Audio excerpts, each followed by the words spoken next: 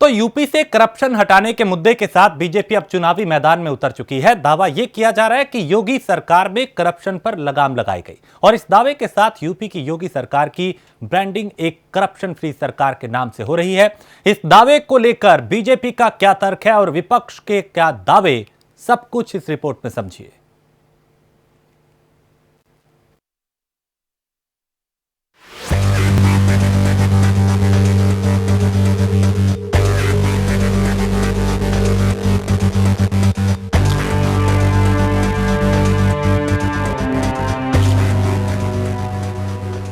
रणनीति तैयार है, मुद्दों पर वार पलटवार है, यूपी में चुनावी त्योहार है।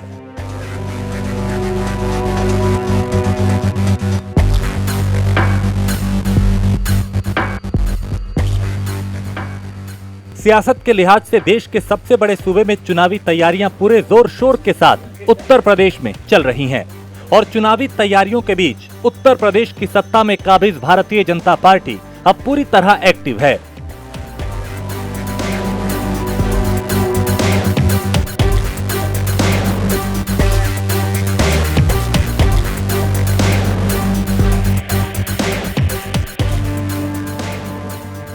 बैठकों के दौर के बीच चुनावी रणनीति तैयार है। पार्टी का चेहरा योगी आदित्यनाथ होंगे और करप्शन फ्री स्टेट के नाम पर बीजेपी कैंपेन चलाएगी और वोट भी मांगे जाएंगे।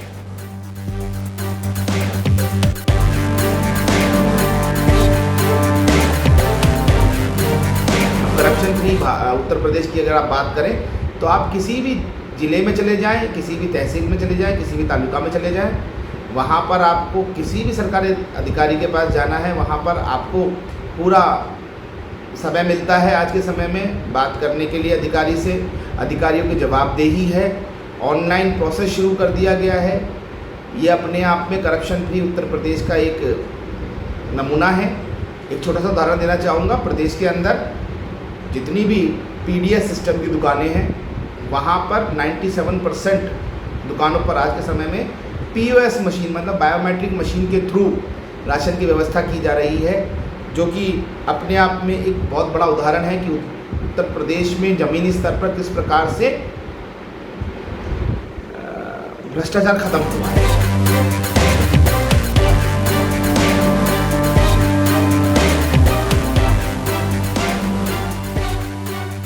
यूपी से करप्शन को हटाने के लिए योगी सरकार ने 4.5 साल में जो काम किया, उन कामों की फहरिस्त के साथ 2022 के चुनाव में वोट मांगे जाएंगे। साथ ही बीजेपी ने लगातार बैठकों के बाद ये तय किया कि पार्टी के कार्यकर्ता भ्रष्टाचार को लेकर सरकार की छवि को भुनाने के लिए घर घर पहुंचेंगे।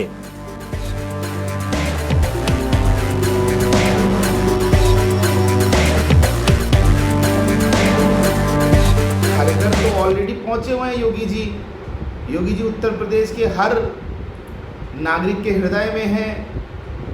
योगी बाबा ने जिस प्रकार का कार्य 2017 से लेके 2021 अब तक किया है और आगे भी करेंगे, मुझसे उत्तर प्रदेश की जनता बहुत खुश है।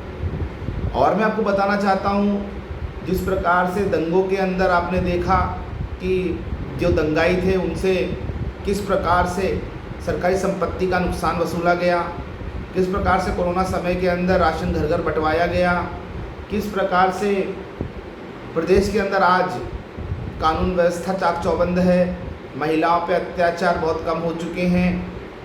प्रदेश के अंदर बाहुबलियों की स्थिति क्या है ये भी आप समझ रहे हैं। अभी ताज़ा उदाहरण मुख्तार अंसारी का था, किस प्रकार से 20 बीमारियों का बहाना लेके वो रोपड़ जेल में बैठे हुए थे, छुपे हुए, लेकिन उत्तर प्रदेश में आए और उसके बाद उनकी 20 बीमारियां खत्म हो गई।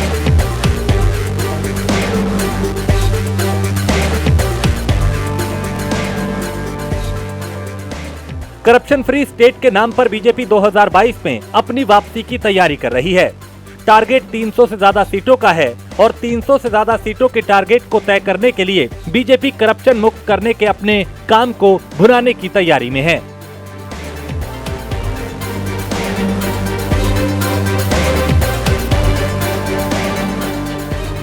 वहीं दूसरी तरफ विपक्ष के अपने दावे हैं और सरकार पर लगाए गए आरोप हैं।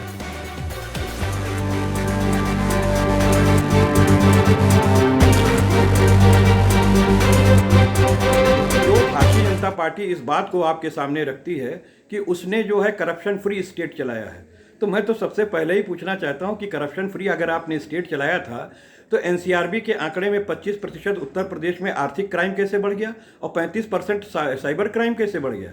और दूसरी चीज़ आपके सामने है, पीएफ घोटाले से लेकर के जिस तरीके से बिजली विभाग के अंदर घोटाला, खनन घोटाला सामने आया, जिस तरीके से आपके अंदर उद्यान घोटाला सामने आया, जिस तरीके से इनके दो मंत्रियों के निजी सचिव लाखों रुपए घूस लेते पकड़े गए और उन मंत्रियों पर कोई कार्रवाई नहीं हुई, जिस तरीके से पीपीई किट घोटाला और आपदा में अवसर उत्तर प्रदेश की सरकार ने एक जिले के अंदर ढूंढा है, वो घोटाले सामने हैं। तो अब इससे ज़्यादा घोटाले क्या हो सकते हैं? इनके तो नेता जो है वो नकली इंजेक्शंस बना रहे हैं, तो इस बात को भी देखना पड़ेगा कि ये किस तरीके से कह सकते हैं कि इनकी सरकार जो है वो करप्शन फ्री रही है।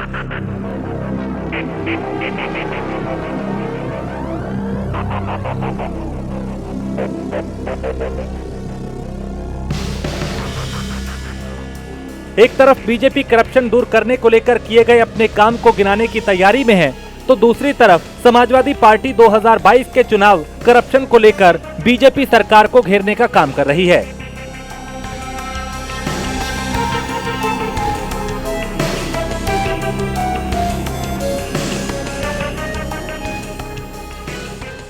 चुनावी लड़ाई के बीच दोनों ही पार्टियों के योद्धा एक दूसरे पर वार पलटवार कर रहे हैं।